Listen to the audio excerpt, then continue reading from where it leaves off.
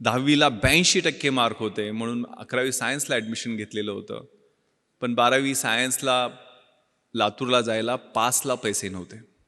₹250 पासला नव्हते. आईनं द्यायला उशीर केला. 15-20 दिवस 12वी सायन्सची कॉलेज चुकलं. आपल्याला माहीत आहे सायन्सचा अभ्यास कसा असतो. आणि मग त्या त्या त्या फ्रस्ट्रेशनमधून, त्या आगतिकतेमधून तिनं गळ्याला फास लावला.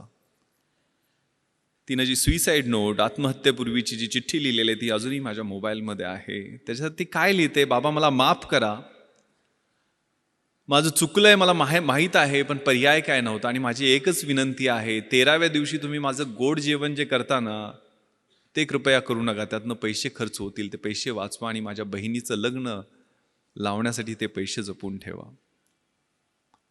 माहीत नाही 69 वर्ष होऊन गेली स्वातंत्र्याला, अशी परिस्थिती आपल्याला सामोरी जावी लागते. दुसरी एक घटना तिथली शेजारची परळी वैजनाथ, त्या ठिकाणी मी एक आगळ्या वेगळ्या कार्यक्रमाला गेलेलो होतो. त्या गावानं एका मुलीला 10वीला 96.5% मार्क मिळाले म्हणून ₹1,00,000 सगळ्या गावानं जमा करून दिलेले होते. आता ही 96.5% मार्क मिळालेली 10वीतली मुलगी कुठल्या IAS IPS किंवा शिक्षकाच्या किंवा कुठल्या मध्यमवर्गीयाच्या किंवा कुठल्या उद्योगाच्या घरातली नव्हती. तिचे आई वडील हे तिथल्या स्मशानामध्ये झोपडं लावून तिथलं स्मशानामधल्या चिता पेटवण्याचं काम करायचे. घरात लाईट सुद्धा नव्हती. दिवा कधी कधी विजला की स्मशानात चितेचा जो अग्नी असतो त्या आगीच्या उजेडात अभ्यास करून तिनं 96.5% मार्क मिळवलेले होते.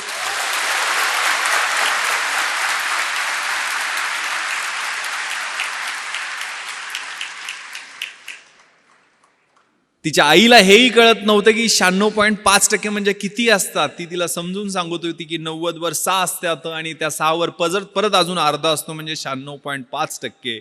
ज्यावेळेला तिचा चेक तो ₹1,00,000 देऊन तिचा सत्कार केला, तिचे हात थरथरत होते. तिनं ज्यावेळेला उत्तर त्या सत्काराला भाषण देऊन केलं ते इतकं प्रतिम होतं.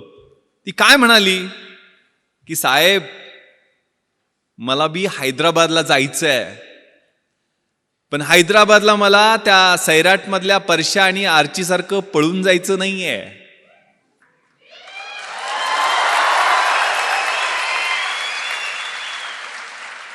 मला हैदराबादला सरदार वल्लभभाई पटेल राष्ट्रीय पोलीस अकादमीमध्ये IPS प्रोबेशनर म्हणून तुमच्यासारखं ट्रेनिंग घ्यायला जायचं.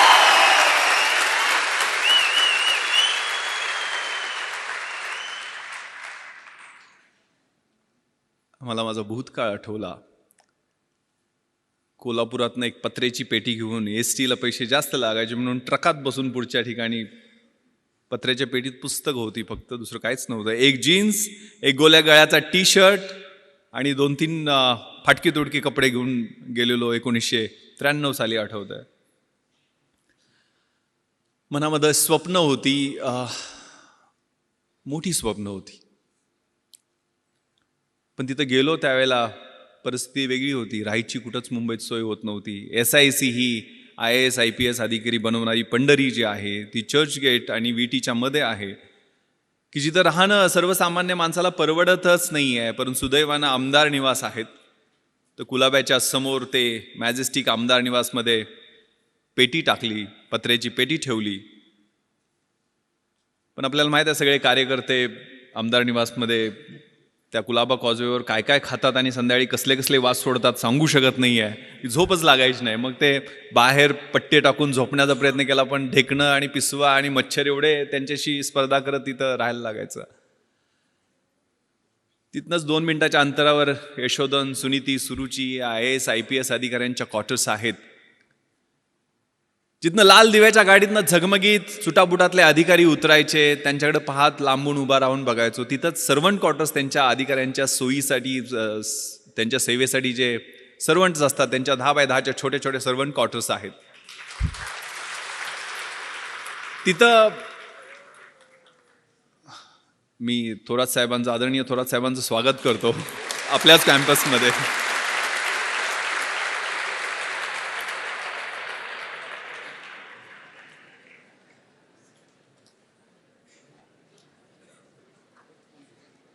त्या 10x10च्या सर्वंट क्वार्टर्समध्ये सुद्धा त्यावेळेला राहायला सोय झाली नाही. तिथनंच 2 मिनिटाच्या अंतरावरती CCI, बॉम्बे जिमखाना असे बड्या लोकांचे क्लब आहेत की जिथनं तारेच्या कुंपणामधनं आतमध्ये पोरंही बड्या बापांची स्क्वॉश, टेनिस कसे खेळतायत ते वाटकूक बघण्याचा प्रयत्न करायचो, पण वॉचमनच्या शिव्या खायचो. तिथनंच 2 मिनिटाच्या अंतरावरती मेट्रो नावाचं थिएटर आहे की जिथं मला आठवतं त्यावेळेला 1993-94ला शाहरुख खानचा कभी हा कभी ना हा सिनेमा रिलीज झालेला होता. आणि शाहरुख खानला बघण्यासाठी त्या बाउन्सरच्या शिव्या खात 2 तास उभा होतो. लांबून तो काहीतरी झलक त्याची दिसली, केस वाढलेले आणि आतमध्ये जाताना. 2 मिनिटाच्या अंतरावरती ताजमहाल हॉटेल आहे की जिथं कधी स्वप्नही पाहिलं नाही की आपल्याला चहा प्यायला मिळू शकेल.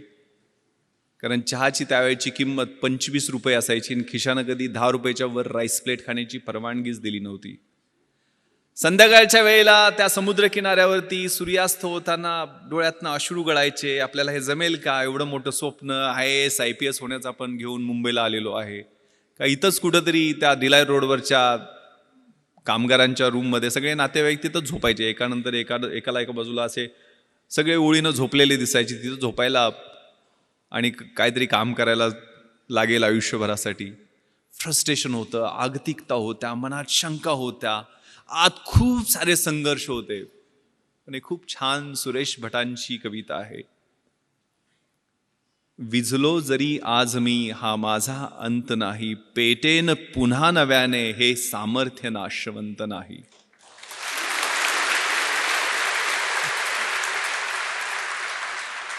छाटले जरी पंख माझे पुन्हा उडेन मी, अडवू शकेल मजला अजूनशी भिंत नाही.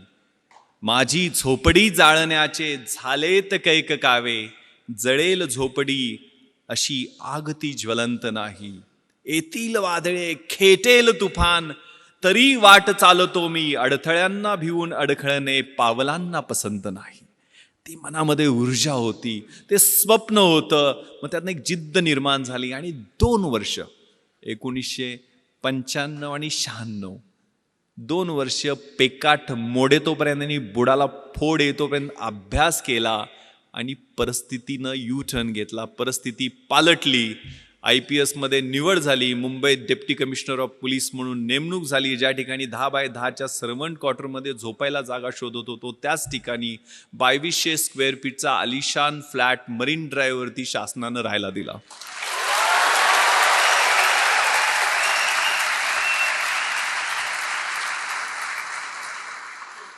ज्या क्लबमध्ये कधी आतमध्ये काय चाललंय हे धडपडून वॉचमनच्या शिव्या खात पाहायचो, त्याच क्लबची मॅनेजमेंटची मंडळी येऊन विनंती करायला लागली की साहेब आमच्या क्लबची ऑनररी मेंबरशिप घ्या.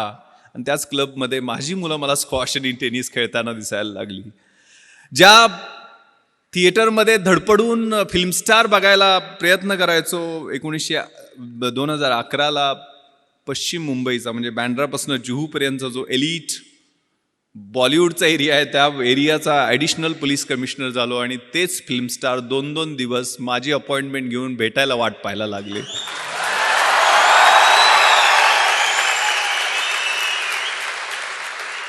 ज्या ताजमध्ये कधी चहा प्यायचंही स्वप्न पाहिलं नाही, त्याच ताजमध्ये 26/11च्या रात्री सगळ्यात जास्त मी आणि माझ्या सहकाऱ्यांची वाट पाहिली गेली. तिथंच अतिरेक्यांशी 2 हात केल्यामुळं राष्ट्रपतींचं शौर्य पदक आम्हाला प्रदान करण्यात आलं. मी हे माझं कौतुक करण्यासाठी सांगत नाही आहे. एक फाटक्या चड्डीतनं सुरुवात शाळेत केलेली ती कुठंपर्यंत कशा पद्धतीनं ते मला सैराटमध्ये असं लपून चालायला लागायचं लहानपणी, आठवतंय मला. तर ती परिस्थिती कशी बदलू शकते त्यासाठी मनगटात किलिंग इन्स्टिंक्ट, लाथ मारीन तिथं पाणी काढीन ही जिद्द, हे तुमचं वय आहे. त्या वयामध्ये तुम्ही आहात, क्रुशियल वयामध्ये आहात आणि ते मग साकार करण्यासाठी काय कर. मी एकटाच नव्हतो. मी माझ्या गावातनं एकटा नव्हतो. आमच्या गावातनं ज्यावेळेला मुंबईसारख्या 1.5 कोटी लोकसंख्येच्या शहरातनं एकही मुलगा IAS IPS आणि IFS मध्ये नव्हता. त्यावेळेला कोकरूडमधनं आमच्या छोट्याशा गावातनं आम्ही 3 जण IAS IPS आणि IFS मध्ये सिलेक्ट झालेलो होतो. आनंद पाटील जो आता जॉईंट सेक्रेटरी आहे गव्हर्नमेंट ऑफ इंडियामध्ये, विलासराव देशमुख साहेबांकडे तो जवळजवळ 5 वर्ष PS म्हणून दिल्लीला त्यानं काम पाहिलेलं आहे. तामिळनाडू काडरमध्ये त्याची नेमणूक झाली. तो IAS मध्ये सिलेक्ट झाला. मी IPS मध्ये आता पश्चिम महाराष्ट्राचा IG म्हणून काम करतोय. 2 वर्षापूर्वी मी अमेरिकेला पोस्ट ब्लास्ट इन्व्हेस्टिगेशनचं ट्रेनिंग तिथल्या गव्हर्नमेंट ऑफ USAने आम्हाला बोलवलेलं होतं, ज्यांनी 26-11 मध्ये चांगलं काम केलं. त्या ठिकाणी ट्रेनिंगला गेलो त्यावेळेला न्यूयॉर्कला गेलेलो होतो. आपल्याला माहिती आहे सगळ्यात मोठं हे न्यूयॉर्क शहर आणि त्यातला सगळ्यात पॉश एरिया मॅनहॅटन, आणि मॅनहॅटनमध्ये सगळ्यात पॉश भाग म्हणजे टाइम्स स्क्वेअर, आणि टाइम्स स्क्वेअरला लागून 27व्या स्ट्रीटवरती इंडियन एम्बॅसीचं ऑफिस आहे. आणि तिथं मी त्या एम्बॅसीच्या ऑफिसमध्ये गेलो त्यावेळेला 450-500 स्क्वेअर फीटच्या आलिशान ऑफिसमध्ये एक शेतकऱ्याचं पोरगं फर्स्ट सेक्रेटरी म्हणून त्या ऑफिसमध्ये बसलेला होता, सुगंध चौगले. सुगंध चौगले नाव घ्यायला अवघड पडतो म्हणून तो S राजाराम झालेला आहे. त्यामुळं खेड्यातला हा सुगंध. त्याच्यासाठी काय केलं होतं? दुसरं तिसरं काही केलं नाही. एकच नाव समोर ठेवलं आणि एकच मंत्र म्हणत होतो, शिवाजी, शिवाजी आणि शिवाजी.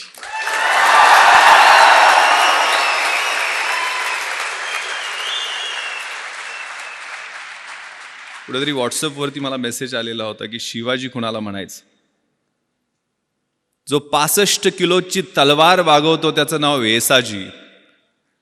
जो 2000 सैन्याशी एकटा झुंजतो त्याचं नाव बाजी. जो हात तुटला तरी शत्रूशी लढत राहतो त्याचं नाव तानाजी. जो 8 तासात घोडा दिल्लीवरून पुण्याला घेऊन येतो त्याचं नाव संताजी. जो शत्रूच्या छावणीत घुसतो आणि शत्रूच्या छावणीचा कळस कापून आणतो त्याचं नाव धनाजी. जो ढाण्या वाघाला एकटा सामोरे जातो आणि त्याला उभा फाडतो त्याचं नाव संभाजी. आणि या सगळ्यांना एकत्र घेऊन स्वराज्याचं नंदनवनाचं तोरण बांधतो त्याचं नाव शिवाजी.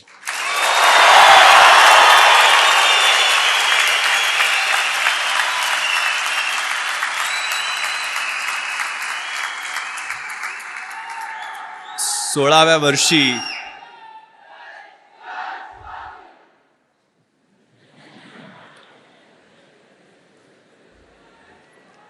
नुसत्या आरोळ्या नाही द्यायच्या, नुसत्या घोषणा नाही द्यायच्या. आतमधनं कणाकणामध्ये अगणित सूर्य शिवाजी नावाचे तयार झाले. तर ऑटोमॅटिक हा देश महासत्ता जो काही डॉक्टर APJ अब्दुल कलाम सरांच्या नावानं राजवर्धननी काहीतरी एक स्पर्धा परीक्षा केंद्र बनवण्याचं ठरवलेलं आहे. त्यांच्या प्रॉपर्टीची list doctor APJ Abdul Kalam सरांच्या वाचत होतो मी. काय जाताना घेऊन गेले? ज्यांनी आम्हाला स्वप्न पाहायला शिकवलं. मंजिले उन्हीं को मिलती है जिनके सपनों में जान होती है.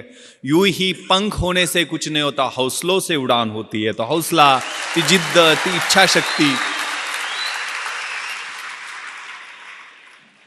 त्या कलाम सरांच्या प्रॉपर्टीच्या लिस्टमध्ये होतं. त्यांच्याकडे काय होतं? 3 ट्राउझर्स, 6 शर्ट, 2 सूट, म्हणजे सूट कोट घालायचे, 2500 पुस्तकं, एक फ्लॅट होता तो पण त्यांनी सायंटिस्टच्या ज्या कम्युनिटी आहेत त्यांना डोनेट केलेला होता.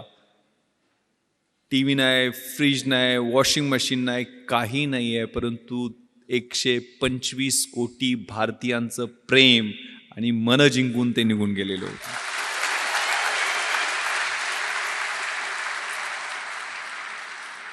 त्यामुळे हा मंत्र शिवाजी, शिवाजी, शिवाजी का मी सांगतोय? कारण त्यांनी प्लॅन जो केला. What is planning? सगळं मॅनेजमेंट, सगळं काही शिकायचं असेल तर छत्रपती शिवरायांच्या चरित्रातनं शिकायला पाहिजे. What is planning? Deciding in advance what to do, when to do, how to do, who is suppose to do it. कसं करायचं, काय करायचं, केव्हा करायचं, त्याचं नियोजन कशा पद्धतीनं करायचं, याला प्लॅनिंग म्हणतात. आणि प्लॅनिंगसाठी आपल्या समोरचं चॅलेंज कोणतं आहे, आपल्या समोरचं आव्हान कोणतं आहे, आपला ॲडव्हर्सरी कोण आहे, आपला शत्रू कोण आहे, परीक्षा समोर धरा. परीक्षेला समोर धरलं आणि एक सुन झू नावाचा चिनी युद्धशास्त्रज्ञ आहे, त्यानं खूप छान विश्लेषण, आर्ट ऑफ वॉर नावाचा 511 बिफोर क्राइस्ट त्यांनी ग्रंथ लिहिलेला आहे. त्याच्यात त्यांनी विश्लेषण केलेलं आहे. If you know your self, युद्धशास्त्रातलं हे तत्व आहे जे आपल्या आयुष्यामध्ये तेवढंच लागू पडतं. If you know yourself and if you know your enemy, you need not worry about the result of 100 battles. तुम्हाला स्वतःबद्दल पूर्ण माहिती असेल आणि शत्रूबद्दल पूर्ण माहिती असेल तर 100च्या 100 युद्धामध्ये तुमचा विजय निश्चित आहे. पण माहिती कशा पद्धतीचं विश्लेषण, स्वॉट प्रिन्सिपल आपण वाचलेलं असतं. Strength, weaknesses, opportunities and threats. आपली बलस्थानं कोणती आहेत, आपली दुर्बल स्थानं कोणती आहेत, आपल्या समोरच्या संधी कोणत्या आहेत आणि आपल्या समोरचे धोके कोणते आहेत याचं योग्य विश्लेषण स्वतःचं आणि शत्रूचं, म्हणजे परीक्षा असेल तर परीक्षेचं. सिलेबस कसा आहे, प्रश्नपत्रिका कशा येणार आहेत, गेल्या 10 वर्षातल्या कशा आहेत, पुढच्या कशा येऊ शकतील, सिलेबसमध्ये व्हॉट टू डू आणि व्हॉट नॉट टू डू हे कशा पद्धतीनं करायचं ते तुम्ही ठरवता का, त्याच्यावर काम करता का, नियोजन करता का, आणि त्याच्यानंतर स्मार्ट पद्धतीने. What is smart? Specific, measurable, attainable, realistic and time bound. स्मार्टचं full form आहे. तशा पद्धतीनं तुम्ही अभ्यासाचं नियोजन करता का, आणि मग तो स्मार्ट अभ्यास असेल तर तुम्हाला यश मिळण्याचं गुणोत्तर अधिक चांगलं होत जातं. If you know yourself and if you do not know about your enemy, after every victory gain you will suffer a defeat. जर तुम्हाला स्वतःबद्दल माहिती असेल पूर्णपणे, मात्र शत्रूबद्दल माहिती नसेल तर एका विजयानंतर तुम्हाला एक पराभव पचवावाच लागेल. जर तुम्हाला स्वतःबद्दलही माहिती नसेल आणि शत्रूबद्दलही माहिती नसेल तर you will suffer a defeat in every other battle. जर स्वतःबद्दल पण माहिती नसेल आणि शत्रूबद्दल माहिती नसेल तर आपल्याला मार खायला लागणार हे निश्चित आहे. त्यामुळे हे विश्लेषण आपल्यातल्या पॉझिटिव्ह, निगेटिव्ह, डिस्ट्रक्टिव्ह सगळ्या गोष्टींचं विश्लेषण व्यवस्थित करून आपल्याला मार्गक्रमण करायचं. And this time is very very important. More you sweat during peace, less you bleed during war. हे युद्धशास्त्रातलं दुसरं महत्त्वाचं तत्व आहे की शांततेच्या काळात जास्त घाम काढला तर युद्धाच्या काळामध्ये कमी रक्त सांडावं लागतं. तुमच्या हा कॉलेजचा काळ आहे, तो रचनात्मक काळ आहे. तुम्हाला कुणीही अडवलेलं नाही अभ्यास करायला, आणि अभ्यास करून कुणाच्या अंगाला भोक पडलेत किंवा कोण मेलाय असं मी काय ऐकलेलं नाही आहे. त्यामुळे आई वडील आपले खूप खस्ता खाऊन आपल्याला इकडं अभ्यासासाठी पाठवतात. कारण माझ्या वडिलांनी अर्धा एकर शेती विकलेली होती, मला सांगितलं पण नाही. कधीही त्यांनी मला एक पोस्टकार्ड लिहायचे. पोस्टकार्डवर त्यांची सही मोडीतली सही आहे. जुने पैलवान होते ते, 4थी शिकलेले. आईचं शिक्षण तर झालेलं नाही आहे, पण लिहिता वाचता तिनं नंतर शिकली थोडंफार वाचायला. पण वडील मी दिल्लीला ज्यावेळेला UPSCची तयारी करायला इंटरव्ह्यूच्या वेळेला होतो, मुंबईमध्ये असायचो, त्यावेळेला पोस्टकार्ड लिहायचे. त्यांनी कधी टेन्शन देणाऱ्या गोष्टी लिहिल्या नाहीत, पण व्यवस्थित चाललंय आमचं, आमची काय काळजी करू नको, तुला पैसे किती पाहिजेत, कसे पाठवून देऊ, जेवायला व्यवस्थित मिळतं का, वगैरे वगैरे विचारपूस करून शेवटी मात्र न चुकता एक ओळ ते लिहायचे. मला गावाकडे प्रेमानं भावड्या म्हणतात. भावड्या, माझे डोळे मिटायच्या आधी तुला लाल दिव्याच्या गाडीतनं आलेलं मला पाहायचं आहे.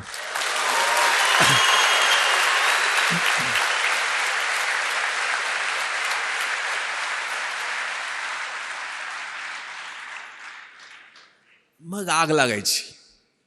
कुठं कशी लागायची माहीत नाही, तर किडा पेटायचा. आपल्या त्या निरक्षर असो, अडाणी असो, पैलवान असो, पण माझ्या त्या बापाचं स्वप्न पूर्ण करण्यासाठी मी अभ्यास करणार. आणि मग तिथं कॉम्प्रोमाइज नाही. त्यामुळे प्लॅन केला तो. मग आनंद, मी, सुगंध एकत्र बसून आम्ही कॉलेजला असताना प्लॅन केला. तर 3 जण एका खेड्यातली 1800 लोकवस्तीच्या गावातनी 3 पोरं प्लॅन करू शकतात. तुम्हाला तिथं इतकं चांगलं इन्फ्रास्ट्रक्चर आहे, पुस्तक आहे, मार्गदर्शक आहेत, सगळ्या गोष्टी उपलब्ध आहेत. एवढ्या सगळ्या गोष्टी असताना घोड्याला फक्त पाण्यापर्यंत आपण घेऊन जाऊ शकतो. त्याला पाणी प्यायचं की नाही हे आपण ठरवायचं आहे. त्यामुळे आपण सगळेजण निर्णय घ्यायचा आहे त्याच्या बाबतीत. त्यावेळेला तो प्लॅन केला. यश अपयश मिळत राहतं, असतं, त्रास होतो, पेन्स होतात, फ्रस्ट्रेशन येतं. जे मी तुम्हाला सांगितलं, मी मरीन ड्राईव्हवरती फिरायचो. पहिल्यांदा इंटरव्ह्यूतनं नापास झालो त्यावेळेला अजून फ्रस्ट्रेशनमध्ये गेलेलो होतो. 21व्या वर्षी मुलाखतीतनं परत आलेलो होतो. पण दुसऱ्याच वर्षी 3 पोस्टवर सिलेक्ट झालो. एक पण नाही. मी पहिल्यांदा MPSCतनं सेल्स टॅक्स इन्स्पेक्टर झालो, नंतर डेप्युटी कलेक्टर झालो आणि IPS UPSCच्या एक्झाममधनं झालो. म्हणजे 12 परीक्षा मी सलग पास होत गेलो. 1996ला 1997ला ट्रेनिंगला गेलो. आता 20 वर्ष सर्व्हिसमध्ये होत आहेत. आता 43व्या वर्षी स्पेशल IGP म्हणून काम करतो. त्या कशा पद्धतीनं पास होत गेलो, त्याचं नियोजन कसं होतं, ते काय ऑटोमॅटिक आलं का लक बाय चान्स होता, किंवा आमच्या तिघांचं यश एकत्र कसं काय मिळालं? तर याला एक ट्रॅप होता. When you are planning to fail when you are failing to plan you are planning to fail असं म्हटलं जातं. तुम्ही नियोजन करणं हे परत परत रिपीट करतोय की तुम्हाला काय करायचं आहे ते आत्ता ठरवा. म्हणजे IAS IPS ह्या पूर्ण मिळून 150 पोस्ट असतात, IAS IPS आणि IFS सगळ्यात मिळून साधारण 900-950 पोस्ट वेगवेगळ्या 26 अलाइड सर्व्हिसेसमधल्या धरल्या तरी असतात. त्या काय सगळी मिळून येणार नाही आहेत. पण तुम्हाला ज्या क्षेत्रामध्ये जायचं आहे त्याच्यात कशा पद्धतीनं गोल्स आहेत, त्याला कशा पद्धतीनं तयारी करावी लागेल. पुस्तकं मिळणं प्रॉब्लेम होता. कशी मिळवणार पुस्तकं? तर मी मोठ्या म्हणजे पश्चिम महाराष्ट्रात मी युद्ध पातळीवर प्रयत्न करून यावेळेला 33,000 गणपती मंडळांना DJ आणि डॉल्बी लावू दिले नाहीत. 100% आम्ही यश मिळवलं की डॉल्बी पूर्ण बंद गणपती मंडळ. कारण मी गणपतीच्या आशीर्वादानं IPS मध्ये सिलेक्शन झालं माझं. त्याचं रिझन मी सांगतो. गणपती मंडळात पैसे, मग शेतकऱ्याच्या पोरांना पैसे कुठून मिळणार? इथल्यासारख्या चांगल्या कॉलेजमध्ये किंवा इन्फ्रास्ट्रक्चर असणाऱ्या कॉलेज, राजाराम कॉलेजमध्ये होतो, गव्हर्नमेंट कॉलेज होतं. तिथं काय सिव्हिल सर्व्हिसेसची पुस्तकं तुम्हाला घरी मिळतील अशी परिस्थिती नव्हती. मग आम्ही मित्र बसलो. मग काय करायचं? यावेळेला गणपती मंडळात डॉल्बी आणायचं नाही, नटी नाचवायची नाही. दरवेळेला ती नटी नाचवण्यावर भांडणं आमच्या गावात व्हायची. मग कोल्हापूर भाग आहे ना, इकडे काय परिस्थिती वेगळी नाहीये. मी नेवाशाला वगैरे जाऊन आलेलो आहे, सगळा परिसर पाहिलेला आहे तुमचा. सो एक गावे गणपती करण्याचा आम्ही निर्णय घेतला. आणि माहीत आहे पोलिसांना किती टेन्शन असते. इथे इन्स्पेक्टर उमासे बसलेले आहेत. म्हणजे मी गणपती स्तोत्र पण त्यानंतर रोज म्हणायला लागलो. प्रणम्य शिरसा देवम गौरीपुत्रम विनायकम भक्ता वासम स्मरणित्यम आयु कामार्थ सिद्धे विद्यार्थी लभते विद्या धनार्थी लभते धनम पुत्रार्थी लभते पुत्र मोक्षार्थी लभते गतिम. म्हणजे ज्या देवाच्या पूजनाने प्रत्येक शुभ कार्याची सुरुवात होते, जो विद्यार्थ्याला विद्या देतो, धन पाहिजे त्याला धन देतो, अपत्य पाहिजे त्याला अपत्य देतो, मोक्ष पाहिजे त्याला मोक्ष देतो, तो गणपती बाप्पा आम्हा पोलिसांना मात्र भरपूर टेन्शन देतो. कारण त्याच्याकडे असणारं अटेन्शन. मग ते अटेन्शन आम्ही बदललं. गावातनं पैसे जमा केले आणि व्याख्यानमाला घेतली. त्यावेळेला निर्मल कुमार फडकुले, शिवाजीराव भोसले असे व्याख्याते आणून सुद्धा आमचे 44,000 रुपये शिल्लक राहिले. कारण सहकार चळवळ आमच्या भागात ही चांगल्या पद्धतीनं रुजलेली आहे. सगळ्या कारखान्यांनी सुदगिरण्यांनी चांगली मदत दिली होती. 7 का 8,000 रुपये खर्च आले. 44,000 रुपये. मग करायचं काय याचं? तर गाववाल्यांनी वेगवेगळे प्रस्ताव दिले. कुणी म्हटलं तालीम बांधूयात, कुणी व्यायामशाळा करूयात, कुणी म्हटलं ॲम्ब्युलन्स गावात आणूया, त्याच्यासाठी अजून पैसे जमा करू. पण आम्ही प्रस्ताव दिला की हे पुस्तकासाठी पैसे आम्हाला द्या. आम्हाला काही कथा, कादंबऱ्या, नाटकं, कविता असली पुस्तकं नको. तर आम्हाला MPSC, UPSC, bank recruitment, railway recruitment, army recruitment याच्यासाठी लागणारी स्पर्धा परीक्षेची पुस्तकं पाहिजे. ते वाघिणीचं दूध आम्हाला द्या, आम्ही तुम्हाला रिझल्ट दाखवू. गाववाल्यांनी नाही होय करत पुस्तक आणायला परवानगी दिली. 44,000 रुपये आम्हाला पुस्तकासाठी मिळाले. मी आणि माझे मित्र ती लिस्ट घेऊन पुण्याला गेलो. पुण्यामध्ये जेवढी जमतील तेवढी. त्यावेळेला NCERTची पुस्तकं कुठं मिळतात हे पण माहीत नव्हतं. NCERTची पुस्तक विमाननगरला कुठल्या तरी एका सेंट्रल स्कूलच्या तिथल्या लायब्ररीमध्ये मिळतात म्हटल्यानंतर तिथनं आम्ही जाऊन पुस्तकं आणली. म्हणजे हनुमान जशी संजीवनीसाठी अख्खा डोंगर घेऊन आलेला होता, तशी जेवढी मिळतील तेवढी NCERTच्या पुस्तकात ठराविकच लागतात पुस्तकं. या परीक्षेसाठी व्हॉट नॉट टू डू हे खूप महत्त्वाचं असतं. ते नियोजन, कॉमन सेन्स, परीक्षेची तयारी. म्हणजे हे UPSC साठी मी बोलत असलो तरी तुम्ही ह्या रेग्युलर गोष्टी तुमच्या रोजच्या जीवनामध्ये सवयी लावून घ्या. कारण अभ्यासाची शैली माझ्या अंगभूत मी करण्याचा प्रयत्न केला होता. मी मोटरसायकलचा नंबर दिसला तरी त्या 786 असेल तर 786 झाली. जगाच्या इतिहासात काय झालं, महाराष्ट्राच्या इतिहासात काय झालं, भारताच्या इतिहासात काय झालं ते आठवायचा प्रयत्न करायचो. डायरी प्रत्येक पानावर माझ्या छोटी डायरी होती त्या ठोकळ्यात. कारण मी इतिहासच माझा ऑप्शनल सब्जेक्ट होता. मी कुठलेही म्हणजे CSR एक माझ्याकडे असायचं नेहमी, जे नेहमी जाताना कुठेही वाचायचो. मी अगदी ॲन्युअल ट्रेनिंग कॅम्पला रुकडीला गेलेलो होतो कोल्हापूरच्या जवळ. 5 महाराष्ट्र बटालियन NCC सर्टिफिकेट मी केलेलं आहे. शेवटच्या वर्षी ज्यावेळेला कॅम्प होता त्यावेळेला CSR घेऊन गेलेलो होतो. आणि तिथं मग वक्तृत्व स्पर्धा जाहीर झाल्या, इलोकेशन कॉम्पिटिशन. मग त्याच्यात मी पार्टिसिपेशन केलं. इंग्लिश आणि हिंदीच, NCC असल्यामुळे 2च ऑप्शन होते. हिंदी काय जमायचं नाही. इंग्लिश पाठांतर खूप चांगलं होतं पण अर्थ काय कळायचं नाही. एक CSRचा मॅगझिन होतं माझ्याकडे, त्यात नॅशनल इंटिग्रेशनचा निबंध होता. इकडेही विषय नॅशनल इंटिग्रेशन, पण तो निबंध देशात पहिला आलेल्या मुलाचा होता आणि तो निबंध मी काहीही कळत नसताना जसाच्या तसा पाठ केला आणि मी पहिला नंबर काढला. मला म्हणजे अजूनही मला तो निबंध आठवतोय नॅशनल इंटिग्रेशनवरती जो होता. The strength of the nation lies not in its loud claims and mouth watering directive principles of the state policy but in the spirit of service and that of the complete dedication of one's both body and soul to the cause of unity and integrity of the nation. आता महत्त्वाचं सांगतो, मी deputy collector उपजिल्हाधिकारी म्हणून जे selection झालं त्यावेळेला मला फक्त इंग्रजीमध्ये 100पैकी 92 मार्क मिळाले होते म्हणून झालेलं होतं. हे 92 मी मराठी माध्यमाचा, माझं ॲव्हरेज इंग्लिश होतं, पण माझं ग्रामर आणि रायटिंगमधलं इंग्लिश बोलताना मी UPSCची मुलाखतसुद्धा मी मराठीतून दिलेली आहे. पण तिथं मी काय केलं, मी पेपर फोडला नव्हता.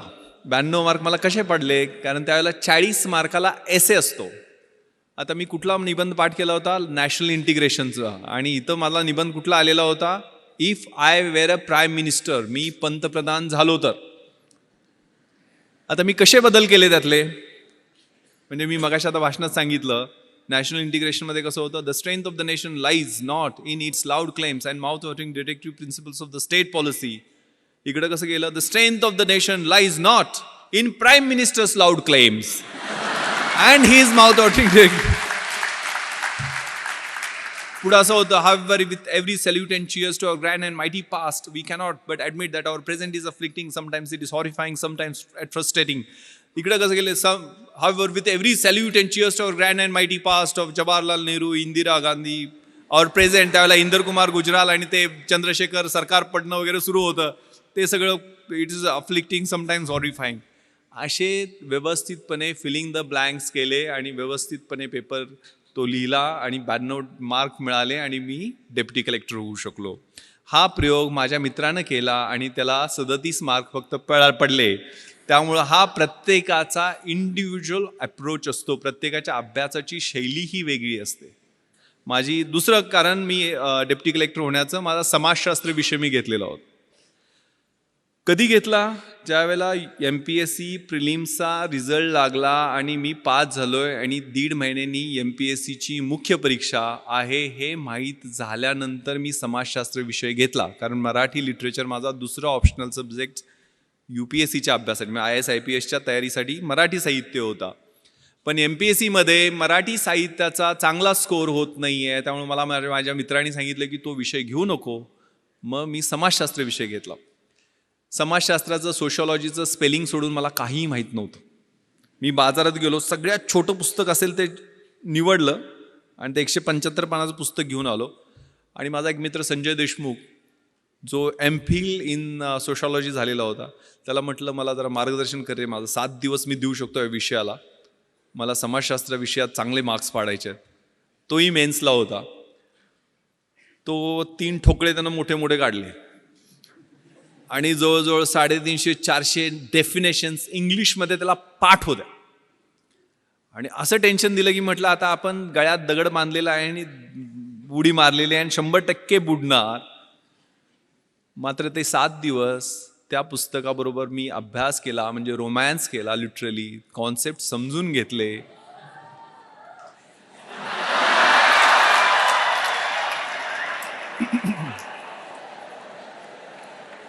ते पुस्तक आहे 3 इडियट्समध्ये तो पाठवतो तसं नव्हतं.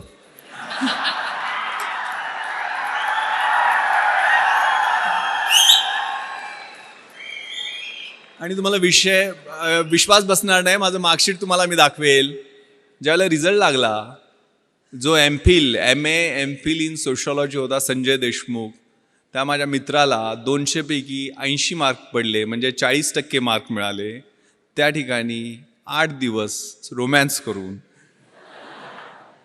8 दिवसच अभ्यास करून मला 200 पैकी 160 म्हणजे 80% मार्क मिळाले.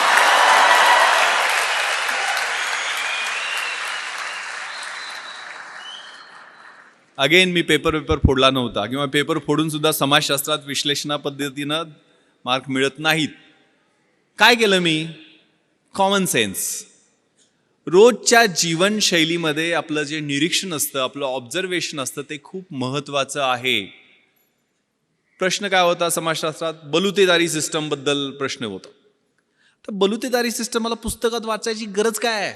माझा खेड्यात जन्म झाला आहे, ते 12 बलुतेदार, 18 बलुतेदार, तो शेतकरी, त्यांच्यात असणारी बार्टर सिस्टम, रोजचं ऑब्झर्वेशन आहे. आणि माझ्या विश्लेषणात्मक पद्धतीने मी इंडिपेंडंट त्याचं अनालिसिस केलं, कुठलंही बॅकग्राऊंड नसताना. कारण या परीक्षा म्हणजे तुमच्यातल्या ऑफिसर लाईक क्वालिटीज या पाहत असतात, चेक करत असतात. त्यामुळं या बल्युटरी सिस्टममध्ये परफेक्ट मी विश्लेषण करून त्याचं उत्तर लिहिलं. दुसरा प्रश्न होता काय? सेक्युलरिझम, धर्मनिरपेक्षतावाद. धर्मनिरपेक्षतावाद मला सोशॉलॉजीच्या अँगलनं माहीत नव्हता, पण मला सेक्युलरिझम हे इतिहासाच्या अँगलनं खूप चांगलं माहीत होतं.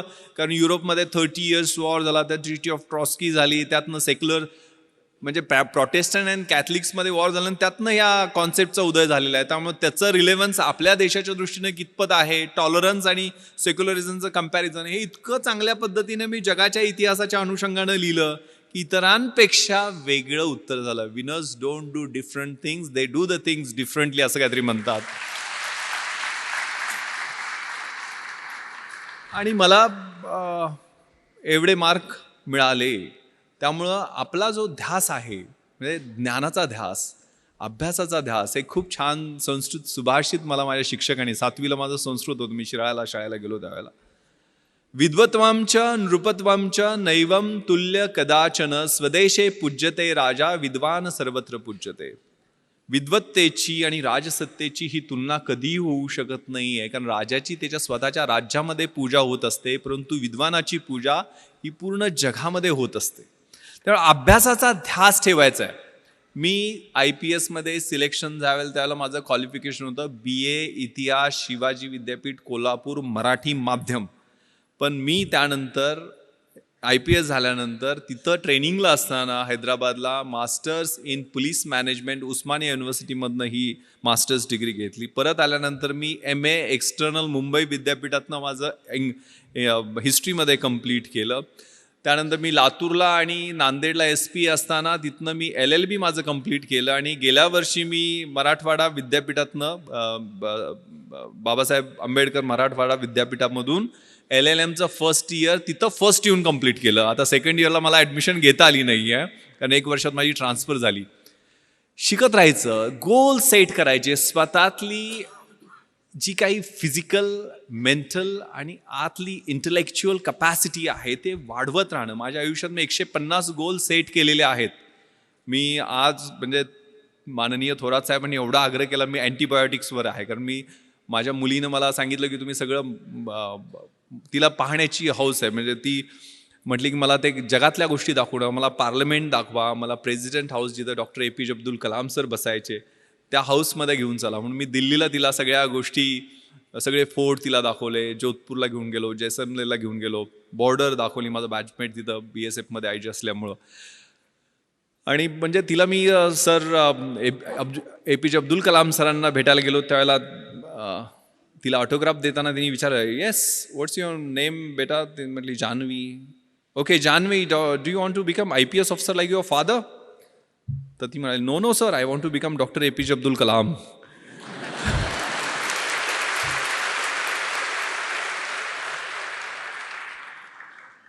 इथं सावित्रीच्या लेखी सगळ्या आहेत. म्हणजे ते मला दंगल सगळ्यांनी पाहिला ना? Yes, that's fighting spirit, that should be there. त्यामुळे हे सगळं जे आहे ना, आणि इकडं सगळे शिवाजीचे मावळे असं काहीतरी म्हटले ना,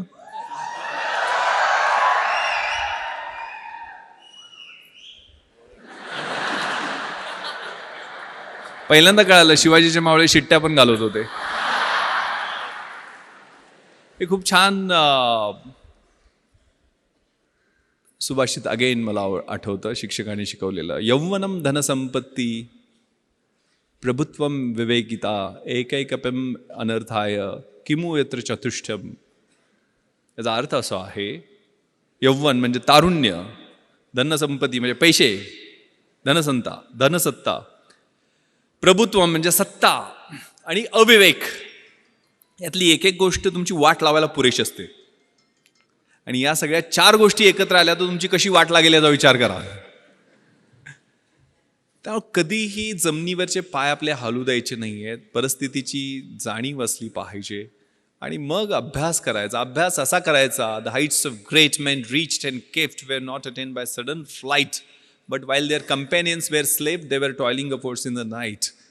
जी उंची मोठी माणसं गाठतात ती थोरात साहेबांनी ज्यावेळेला 1978ला सुरुवात केली होती त्यावेळेला काय 100-150 सुद्धा विद्यार्थी नव्हते. आज 10,000 विद्यार्थी या कॅम्पसमध्ये आहेत. त्यावेळेला त्यांनी कष्ट केलेलं असतं, ते विजन असतं समोर, एक दूरदृष्टी असते आणि त्या दृष्टीनं त्यांनी पाऊल एक एक पाऊल टाकत पुढे गेलेले असतात. त्यावेळेस जर नियोजन अगेन मी चार्ज घेतलं. माझं नियोजन म्हणजे काय असतं थोडक्यात सांगतो. मी 11 जुलैला कोल्हापूर रेंजचा चार्ज घेतला. मी रोज आता IG झालोय म्हटल्यावर मी पहिल्यासारखं 24 तास काम करणार नाही आहे, ठरवलं. आता SP-ना मी कामाला लावेल, मग मी रोज 10 तास काम करेल. मग 10 तास मी रोज काम केलं तर किती कामाचे दिवस माझे 31 मार्चपर्यंत होतात. 790 करेक्ट दिवस होतात. 790 दिवस माझे इन्स्पेक्शन 5 जिल्ह्यात माझ्याकडे आहेत, तर 10 दिवस 10 तास प्रत्येकी असे 5 जिल्ह्यांची इन्स्पेक्शन केल्यानंतर किती दिवस होतात. मी रोज 2 तास नागरिकांना भेटण्यासाठी देईल तर ते किती तास होतात. मी 2 तास टपाल माझं रोजचं टपाल काढेल त्याच्यासाठी किती दिवस होतात. मी माझ्या अधिकाऱ्यांच्या मीटिंग्ज रिव्ह्यूसाठी गेल ते 2-2 तास मी असे स्लॉट्स बनवले. तसे अभ्यासाचे सुद्धा मी ज्यावेळेला UPSCची तयारी करत होतो 4 तासाचा सकाळचा स्लॉट पहाटेचा, मी 3 वाजता उठायची सवय होती. अशी सवय इतरांनी पण प्रयत्न केला आणि नापास झालेत. अगेन मी सांगतो तुम्हाला ज्यावेळेला योग्य वाटते त्यावेळेला उठा आणि अभ्यासाचे 3 स्लॉट, सकाळचा 4 तासाचा, दुपारचा 4 तासाचा आणि संध्याकाळचा 4 तासाचा. मग दुपारच्या वेळेला मला झोप यायची तर मी त्यावेळेला मला जे कठीण विषय वाटतात ते मी त्यावेळेला घेणार नाही आहे. सकाळच्या फ्रेश स्लॉटमध्ये मी ते घेईल. ज्यावेळेला मला सोपे वाटतात ते मी दुपारच्या स्लॉटमध्ये घेईल.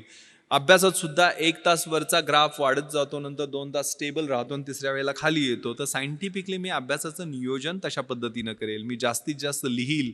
माझी उत्तरं इतरांपेक्षा कशी वेगळी राहतील, कारण 5 उत्तरं 60-60 मार्कांची UPSCच्या 300 मार्कांच्या प्रश्नासाठी लिहावी लागतात. एक एसेचा पेपर असतो 100, तो 3 तास बसून एकाच विषयावर 200 मार्कांचा एसे लिहावा लागतो. मग 3 तास एका विषयावर लिहायला किती आपल्याला अभ्यास असला पाहिजे किंवा किती ज्ञान असलं पाहिजे किंवा किती पद्धतीचं आपलं जजमेंट असलं पाहिजे, त्याचा लॉजिकल फ्लो कसा असला पाहिजे याची तयारी. कारण 2000 मार्कांची ती परीक्षा म्हणजे आतून बाहेरून किस काढते. तुमच्यातलं काही राहत नाही आहे. त्यातल्या सगळ्या गोष्टी 2 ऑप्शनल सब्जेक्ट्स, आता पॅटर्न कम्प्लीट बदललेला आहे. त्यामुळे माझ्या वेळेच्या 2 ऑप्शनल सब्जेक्ट्स, 2 जनरल स्टडीजचे 300 मार्कांचे पेपर्स, एक एसेचा 200 मार्कांचा पेपर आणि मुलाखत शेवटी. असं व्यवस्थित फ्लो म्हणजे प्रिलिमिनरी एक्झामिनेशनमध्ये 5-6 लाख मुलं बसतात. त्यात 800-900 सगोशे सगळे असतात. मग ते पहिल्या टप्प्यातनं निघून 50,000 येतात. मग 50,000 मुलांची साधारण मेन एक्झामिनेशन ही 2000 मार्कांची, आता 1750 मार्काची होते ती मेन एक्झामिनेशन. त्यातनं मग 300 मार्कांचा इंटरव्ह्यू, आता तो 250 मार्कांचा 275 मार्कांचा आहे. तो 3 टप्प्यातनं मग मेन एक्झामिनेशनमध्ये साधारण 2000 मुलं निघतात आणि म्हणजे पोस्ट असतील त्याच्या 2.5% टाइम्स. तर त्यातनं मग 750-800 फायनल लिस्टमध्ये येतात. त्यातले टॉपचे एक 70-80 IAS होतात. नंतरचे IPS किंवा IFS मध्ये प्रिफर करतात आपल्या प्रेफरन्स प्रमाणे, बॉडी पॅरामीटर्स प्रमाणे. नंतर IRS, रेल्वे सर्व्हिसेस, असे वेगवेगळे प्रेफरन्स, त्याचा प्लॅन. मग त्यातले काडरमध्ये नेमणूक होणं हे अजून सोन्याहून पिवळं.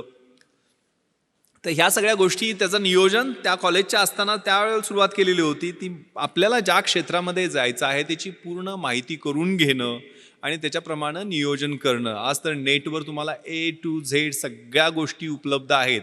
मात्र आपली मुलं, मी आता एक सर्वे वाचत होतो, जगातला सर्वे येतो, 20,000 तास आजकाल 16 वर्षापर्यंत मुलं नेटवरती यायचं.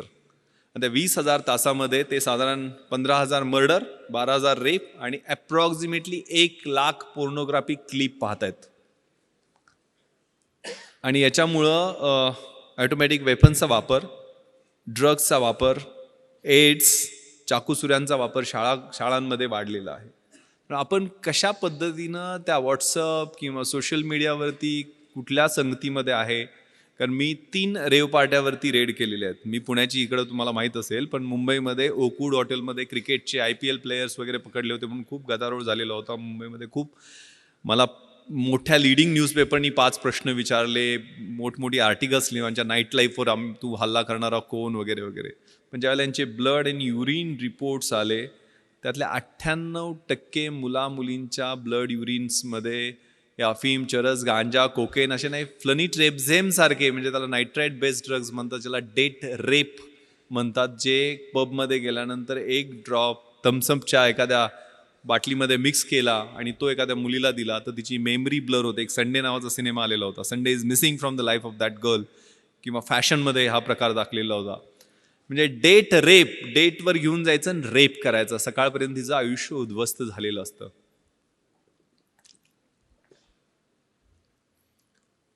त्यामुळं आपली जागरूकता, आपण कशा पद्धतीनं कुठल्या नेटवर कशा साईट्सवरती आहोत, कारण हे सगळं कम्युनिकेशन फेसबुकवरती झालेलं होतं, izratrans.com वेबसाईटवरती झालेलं होतं.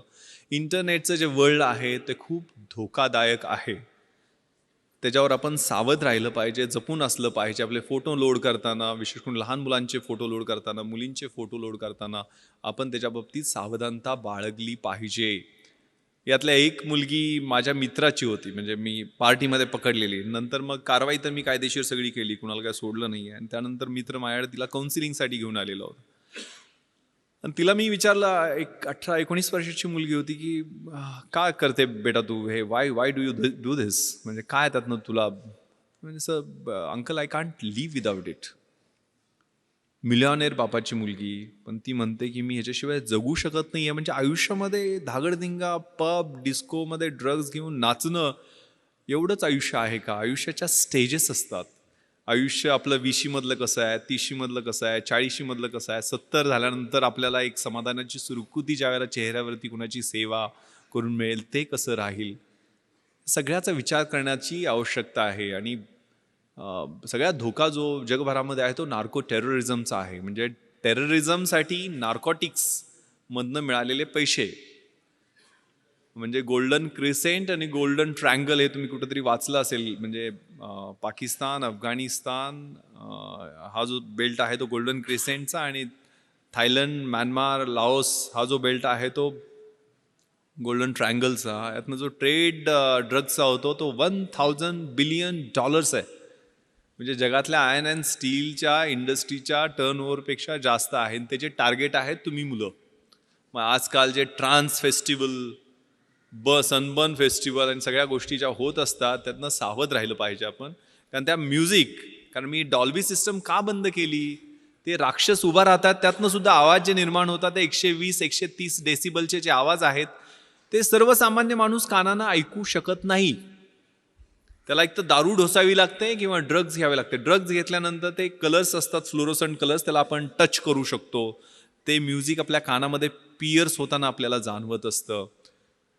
आणि स्पष्ट शब्दात सांगायचं तर शरीरा संबंधातला जो आनंद असतो तो काही तासासाठी त्या काही ड्रग्सच्या माध्यमातून मिळतो. पण त्यावेळेला तुमचं पूर्ण ब्रेन खोकला होतो, सिझलर होतो. त्याला सिझलर ड्रग असं म्हणतात. ॲम्फिटिमाइनचे डेरिव्हेटिव्ह आहेत, MDMA वगैरे, किंवा एक्स्टसीचे जे प्रकार आहेत, त्यातनं तुमची स्प्लिट पर्सनॅलिटी होते, सिझोफ्रेनिया ज्याला म्हणतो आपण. हे धोकादायक आहे. कारण मी 150 एकदा मी सगळे चेन स्नॅचर्स बोलवले होते मुंबईमध्ये ॲडिशनल कमिशनर असताना. का गुन्हे करतात? आणि त्यातले 90% मुलं ही ड्रग्सच्या आहारी गेलेली होती. मग एकदा त्या सर्व सेंट्रल नर्वस सिस्टमचा ताबा घेतला अशा एखाद्या व्यसनानी, म्हणजे आणि त्या वयात, या ठराविक वयात, कारण 16व्या-17व्या वर्षीच हे सगळे संसर्ग होतात. म्हणजे झालं तर छत्रपती शिवाजींसारखं महान आणि मोठं तेजस्वी कार्य 16व्या वर्षीच त्यांनी सुरुवात केली होती. शंभू महादेवाच्या साक्षीनं स्वराज्याचं तोरण बांधलं होतं, त्याच वयात केलेली होतं. आणि वाट लागायला सुद्धा आयुष्याची तेच वय असतं. चांगला संसर्ग असेल तर चांगला संसर्ग त्याच वयामध्ये होतो, आणि वाईट सवयी लागल्या तर त्या निघत नाही, ते त्याच वयामध्ये होतात. तर तुमच्या आयुष्याचं सोनं करायचं आहे की माती करायची आहे? कारण हे वयच असं आहे की त्यावेळेला चकाकणारी गोष्ट, प्रत्येक गोष्ट ही सोन्यासारखी वाटत असते. ती कदाचित अणुकुचीदार काच असू शकते. ती काच कधी लागेल, त्याची कधी जखम होईल, ती जखम कधी चिघळेल, आणि तिचं कधी गँग्रीन होईल, आणि कधी आयुष्य उद्ध्वस्त होईल हे कळत नाहीये. Trust your self. तुम्हाला काय करायचं हे पहिल्यांदा जाणून घ्या. हे खूप छान प्रार्थना आहे परमेश्वराची. God Grant me the serenity to accept the things which I cannot change, courage to change the things which I can, and wisdom to know the difference. परमेश्वरा, ज्या गोष्टी मी बदलू शकतो ते बदलण्याचं मला धैर्य दे, ज्या बदलू शकत नाही आहे ते स्वीकारण्याचं मला सामर्थ्य दे, आणि ज्या बदलू शकतो आणि ज्या बदलू शकत नाही आहे त्या दोन्ही मधला फरक ओळखण्याचं शहाणपण दे. ते शहाणपण खूप महत्वाचं आहे. शेवटचा प्रश्न मला लेफ्टनंट जनरल सुरेंद्रनाथनी विचारलेला होता की विश्वास इस दुनिया में तुम क्यों आए हो. माझं मराठी माध्यम होतं, पण हिंदी, मराठी, इंग्लिश जसं जमेल तसं. कारण आयुष्यामध्ये 5 गोष्टी महत्वाच्या आहेत. स्वतःवर विश्वास ठेवणं, नकारात्मक गोष्टीपासनं किंवा नकारात्मक माणसापासनं स्वतःला दूर ठेवणं, don't afraid to get fail, नापास अपयशी होण्याला न घाबरणं, स्वतःची झाकलेली मूठ 1.25 लाखाची ती सोडून देणं आणि इन्फिरियरिटी कॉम्प्लेक्स फेकून देणं. वर्क लाईक हेल, जे ज्यावेळेला पेन व्हायला लागते ना, ज्यावेळेला वेदना व्हायला लागते. ते मोहम्मद अलीचं कुठेतरी वाक्य मी वाचलेलं होतं की तू किती पुशअप्स काढतोस. म्हणजे मी पुशअप्स मोजतच नाही, ज्यावेळेला माझ्या वेदना सुरू होतात त्यावेळेला मी मोजायला सुरुवात करतो. Pens. The winning horse doesn't know why it runs. It runs due to beats and pains. Life is a race. God is your rider. And if you are getting beats and pains, then it's for sure that you are going to win the race.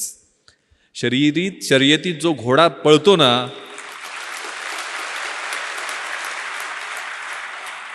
त्याला माहित नसते तो का पळतोय. त्याला जे चटके, फटके, चापकाचे ओरखाडे मिळत असतात त्यामुळे तो पळत असतो. आणि जीवन ही अशीच एक शर्यत आहे. परमेश्वर हा तुमचा रायडर आहे. आणि जर तुम्हाला ते चटके आणि फटके मिळत असतील तर परमेश्वराची इच्छा आहे की तुम्ही ती शर्यत जिंकावी. तेव्हा ते चटके फटके मिळत आहेत का, तेव्हा आयुष्य प्लेन नाही आहे.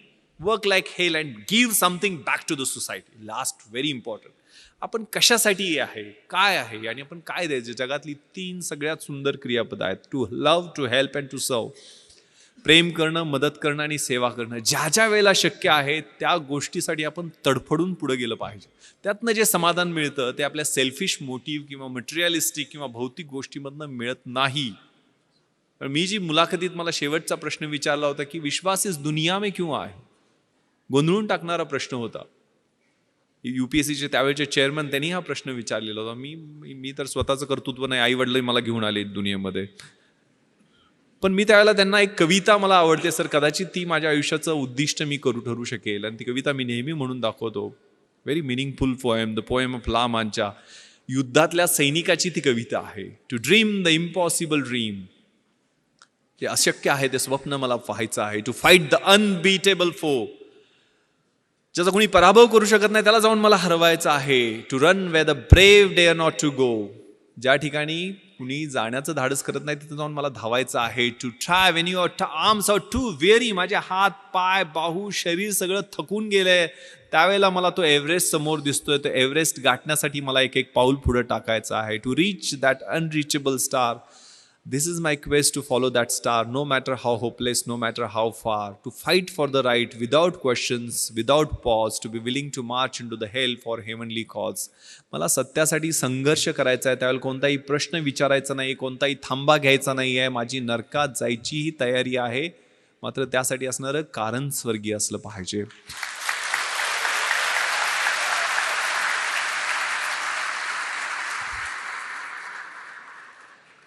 That cause. त्या कवितेतल्या पुढच्या ओळी आहेत. I will be true to that glorious quest. My heart will lie peaceful and काम when I am late to my rest.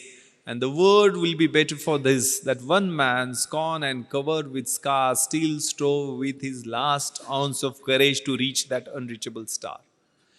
तो युद्धातला सैनिक ज्यावेळेला त्याच्या अंगावर जखमा असतील, त्या भळभळणाऱ्या जखमा बरोबर घेऊन त्या स्टारच्या, त्या ताऱ्याच्या दिशेनं तो ज्यावेळेला जाईल, त्या हौतात्म्याच्या दिशेनं तो जाईल, त्यावेळेला जग सगळं म्हणेल की येस, हा शेवटपर्यंत लढत राहिला, हा शेवटपर्यंत लढत राहिला, देशासाठी लढत राहिला, समाजासाठी लढत राहिला. कारण डिग्निटी, डेथ विथ डिग्निटी खूप महत्वाची आहे. आपला आयुष्याचा शेवट कसा होतो हा खूप महत्वाचा आहे. कारण आता उदाहरण देताना, सुरुवातीला परिचय करून देताना 26/11 सांगितलं गेलं. 26/11च्या अगोदरची परिस्थिती, दरम्यानचे ते 60 तास आणि त्यानंतरचे 1.5 वर्ष मी मुंबईला बदलताना पाहिले आणि माझ्या आतमधनं जे बदल होत होते ते मी पाहिलेले आहेत. माझी पत्नी बऱ्याचदा विचारते की तुम्ही एक ग्लॉक पिस्टल घेऊन बुलेट प्रूफ जॅकेट नसताना, कारण ते ऑड युद्ध होतं. कारण मी आणि माझा बॉडीगार्ड सुरुवातीला आम्ही दोघंच घुसलेलो होतो. 9:40 अतिरेकी 2 मुख्य दरवाजातनं आणि 2 नॉर्थ कोट गेटमधनं घुसले आणि 9:51 11व्या मिनिटाला मी आणि माझा बॉडीगार्ड अमित खेतले, ज्याला 3 गोळ्या लागल्या, दोघंजण आम्ही पाठीमागच्या स्विमिंग पूलच्या गेटमधनं आत घुसलो. 11व्या मिनिटाला मी घुसलो. ज्या वेळेला खाली स्विमिंग पूलच्या एरियामध्ये 7-8 परकीय नागरिकांचे मृतदेह रक्ताच्या थारोळ्यात होते, त्यावेळेला खात्री होती की आपलाही इथंच एंड आहे, हीच आपली समाधी आहे. आतमध्ये 100% आपण जिवंत राहणार आहे, पण मारायचं किंवा मरायचं एवढंच ध्येय त्यावेळेला समोर होतं. त्यामुळे हात थरथरले नाहीत.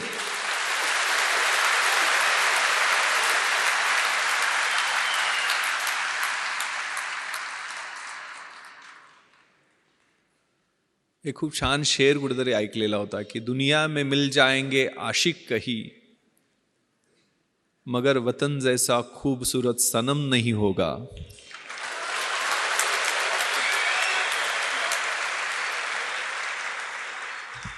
नोटों में लिपटकर सोने में समेटकर मरे हैं कई, मगर तिरंगे जैसा खूबसूरत कफन नहीं होगा.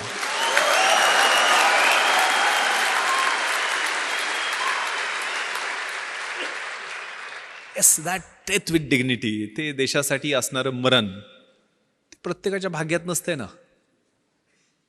कुठेतरी हार्ट अटॅकनं मरेल, ॲक्सिडेंट मरेल, कुठेतरी काहीतरी मरेल. दॅट अट्रॅक्ट्स, त्याचं आकर्षण वाटायला लागतं.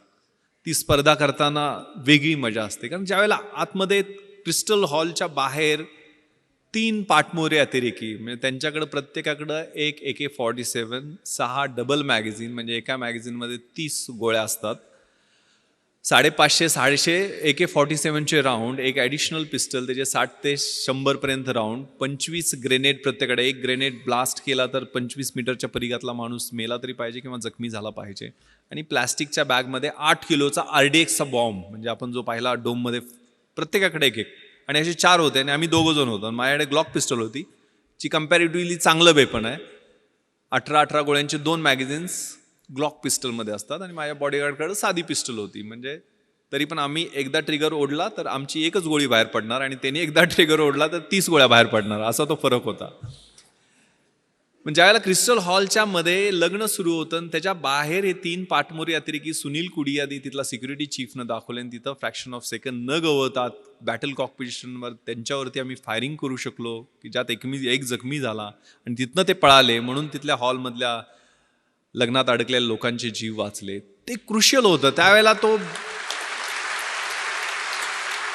बाहेर गोंधळ अडकलो असतो, मला कोणी प्रश्न विचारले नसते, कारण माझ्या बुलेट प्रूफ जॅकेट नव्हतं, ॲडिशनल मॅन पॉवर येण्याची वाट पाहणं स्वाभाविक होतं. ज्या आतमधनं जो कॉल होता, कॉल फॉर द ड्युटी, कारण पहिल्यांदा ह्या फायरिंग नंतर 11:07 एकही राऊंड फायर झालेलं नाही. म्हणजे 1 तास 5 मिनिटं एकही राऊंड ताजमध्ये फायर झालेलं नाही. आम्ही सगळे मजले चेक केले. साऊथ विंगचे, ताजचं विभाजन हे नॉर्थ विंग आणि साऊथ विंगमध्ये, जुन्या ताजमध्ये जे काय महाभारत झालं ते जुन्या ताजमध्येच झालं. तर नॉर्थ विंगमध्ये ते पळून गेले आणि आम्ही साऊथ विंग चेक करून खाली आलो. 11:07 मात्र 2 ग्रेनेड ब्लास्ट त्यांनी केले, ज्यात शँडिलियर तुटून खाली आलं. आणि गेटवरती मी गेलो तर 2 मिसरूडनं फुटलेली 2 पोरं माझ्यासमोर अजून आली मदतीसाठी. SRPतले हे जवान समाधान मोरे आणि राहुल शिंदे. राहुल 21 वर्षाचा जवान शहीद झाला 2:45च्या गोळीबारामध्ये. यांच्याकडे तर 303 रायफली होत्या, 30 राऊंड होते. पण त्यांनाही आम्हाला, आमच्या छोट्याशा टीमला जाणीव करून दिली की देशासाठी मारायची किंवा मरायची अशी परत संधी येणार नाही आहे. परत आम्ही नॉर्थ विंगमध्ये घुसलो. परत 6व्या मजला लिफ्टनं घातला, तो पूर्ण चेक करून खाली आल्यानंतर लक्षात आलं की आपण CCTV रूममध्ये जाऊ. मग CCTV रूममधनं फायरिंग 2-3 राऊंड केल्यानंतर ते अतिरेकी 630 आणि 631 रूममधून बाहेर आले. याची माहिती त्यावेळेचे commissioner of police Hasan Ghafoor आणि जॉईंट कमिशनर मारिया साहेबांना दिली आणि दोघांनी सांगितले की जोपर्यंत नेव्हल कमांडोज पोचत नाही तोपर्यंत थोपवून ठेवते, ऑन द वे आहेत. आणि त्यावेळेला उत्तर दिलं मी CPंना की सर, आम्ही जीव गेला तोपर्यंत आम्ही इथनं त्यांना खाली येऊ देणार नाही. 2:45 वाजेपर्यंत ती धुमश्चक्री आमची चालू राहिली. ज्या वेळेला ते खाली येण्याचा प्रयत्न करायचे, CCTV कंट्रोलमध्ये आम्हाला ते त्यांना कळायचं नाही की आम्हाला कसं काय कळतंय. आम्ही बाहेर जाऊन त्यांच्यावर दोन चार राऊंड फायर करायचो. 2:45ला मात्र त्यांनी आमचं लोकेशन ओळखलं. पूर्ण ताज जे आहे ते लाकडी नक्षीकाम केलेलं सुंदर वास्तू असणारं हॉटेल, मोठे मोठे महागडे पेंटिंग्स. दुसऱ्या मजल्यावर त्यांनी ग्रेनेड ब्लास्ट 4थ्या मजल्यावरनं केले, कारण 2:45ला त्यांनी मोठा बॉम्ब डोममध्ये ब्लास्ट केला, ज्याच्यात आग आणि ज्वाळा तुम्हाला दिसायला टी व्हीवर पाहिले असतील तुम्ही. ग्रेनेड ब्लास्टमुळं पूर्ण मजला पेटला आणि आमच्या रूममध्ये आग आणि धूर दोन्ही यायला सुरुवात झाली. आता इथं जळून मारण्यापेक्षा बाहेर लढून मरू म्हणून आम्ही लाईन फॉर्मेशनमध्ये निघायला सुरुवात केली. वरून AK-47चा बस्ट त्याने आमच्या लाईन फॉर्मेशन केला. आमची लाईन तुटली, आमच्या गोळ्या कमी पडल्या. माझ्या बॉडीगार्डला 3 गोळ्या लागल्या, 2 पायामध्ये आणि 1 पोटाला चाटून गेलेली गोळी राहुलच्या पोटात लागली आणि राहुल त्या ठिकाणी धारातीर्थी पडला.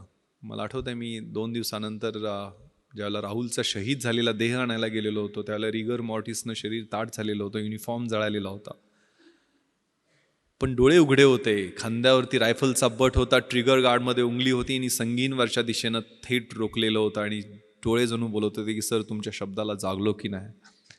एक 55 वर्षाचे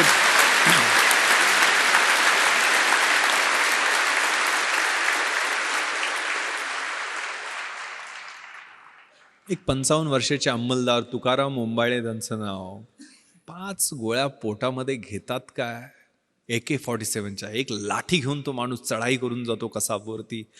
5 गोळ्या पोटात घेतल्या तरी पकड ढिली होत नाही आणि एक अतिरेकी जिवंत पकडला जातो. दिस इज मिरॅकल. न इज्जत दे, न अजमत दे, न सूरत दे, न सीरत दे, मेरे वतन के वास्ते अरब, मुझे मरने की सिर्फ हिम्मत दे. ही हिम्मत खूप महत्वाची आहे.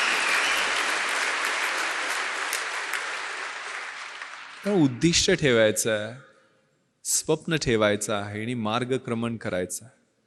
निराश व्हायचं नाही आहे. सपोर्ट करायला तुम्हाला एवढी मोठी सिस्टम या ठिकाणी आहे. हे खूप छान कविता कुसुमाग्रजांची आहे. ओळखलत का सर मला पावसात आला कोणी, कपडे होते करदमलेले केसावरती पाणी, क्षणभर बसला नंतर हसला बोलला वरती पाहुणी, गंगामाई पाहुणी आली गेली घरट्यात राहुनी, माहेर वाशिन पोरीसारखी 4 भिंतीत नाचली, मोकळ्या हाती जाईल कशी, बायको मात्र वाचली, भिंत खचली, चूल विजली, होते नव्हते नेले, आठवणीला डोळ्यामध्ये पाणी मात्र ठेवले, कारभारणीला घेऊन सरसंगी आता लढतो आहे, चिखलगाळ काढतो आहे, पडकी भिंत बांधतो आहे, खिशाकडे हात जाताच हसत हसत उठला, पैसे नकोत सर मला जरा एकटेपणा वाटला, मोडून पडला संसार तरी मोडला नाही कणा, पाठीवरती हात ठेवून नुसतं लढ म्हणा. That fighting spirit.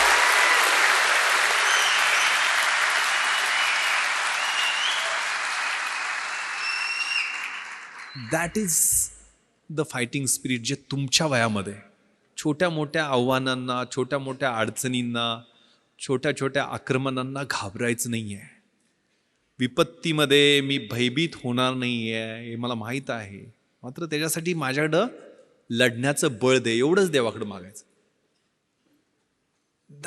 That spirit that is very very important आणि ते मला वाटतंय लढण्यासाठी उद्युक्त करतं. ते त्याच वयामध्ये हालात के कदमों पर सिकंदर नहीं गिरता, टूटा कोई तारा तो जमी पर नहीं गिरता, गिरते हैं शौक से दरिया समंदर में लेकिन किसी दरिया में समंदर नहीं गिरता. ते तारे तुम्ही आहात, ते सिकंदर तुम्ही आहात, ते समंदर तुम्ही आहात. ती इन्स्टिंक्ट या वयामध्ये असते. आयुष्य डेफिनेशन बदलण्यासाठी आहे. Roger Bannister, Gandhiji, Mandela, Edison, name the person, Mother Teresa, या सगळ्यांनी डेफिनेशन्स बदलल्या. आपल्याला आयुष्य त्यांच्या एवढंच मिळणार आहे, 70-80 वर्ष काय असेल ते. आपण कशाचे डेफिनेशन्स बदलणार आहे? मी काय बदल घडणार, मी परिवर्तन कसं करणार आहे, मला जो बदल अपेक्षित आहे तो माझ्यापासून मी सुरुवात करणार आहे का, हा विचार करण्याची आवश्यकता. आणि घाबरायचं नाही आहे, भ्यायचं नाही आहे, कशालाही भ्यायचं नाही आहे. खूप छान अब्राहम लिंकनचं पत्र आहे की जगात